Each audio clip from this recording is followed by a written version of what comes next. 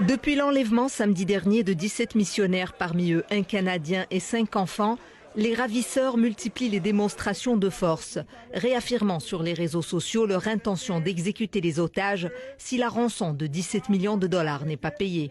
Est-ce qu'il faut s'inquiéter par rapport aux menaces? Nous pensons que oui. Pourquoi? Parce qu'il y a plusieurs personnes, plusieurs Haïtiens et Haïtiennes qui ont été enlevés, qui ont été assassinés, même après le versement de la rançon exigée. Des menaces qu'Ottawa prend très au sérieux. Affaires mondiales Canada nous informe que l'otage canadien est un homme originaire de l'Ontario et que les agents consulaires sont en contact avec sa famille. À la Maison-Blanche, on souhaite mettre un frein à la prolifération des gangs criminels en Haïti.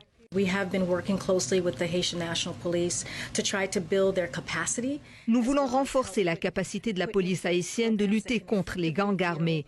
La secrétaire de presse adjointe admet que c'est un travail difficile et de longue haleine. Un travail d'autant plus ardu qu'hier, le directeur général de la police a démissionné. Les membres du gang armé qui les ont enlevés contrôlent toute la commune où ils sont en train d'opérer. Ce qui veut dire qu'en fait, il y a des possibilités pour que ces missionnaires ne soient pas gardés en un seul endroit. Le groupe criminel 400 Maozo contrôle près de la moitié de la région métropolitaine de Port-au-Prince, un territoire de plus de 1900 km². Un groupe armé jusqu'aux dents et qui sème la terreur en toute impunité. La majorité des hommes à feu qui circulent sur le territoire haïtien proviennent des États-Unis d'Amérique. Face à l'horreur, les familles des otages ont adressé une lettre aux ravisseurs. Une lettre qui décrit leur impuissance, leur tristesse et dans laquelle ils disent prier pour les otages ainsi que leurs ravisseurs.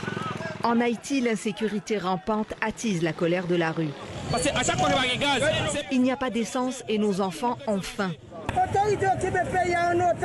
Les autorités nous prennent en otage, dit cet autre haïtien. Il n'y a pas d'essence depuis 3 jours.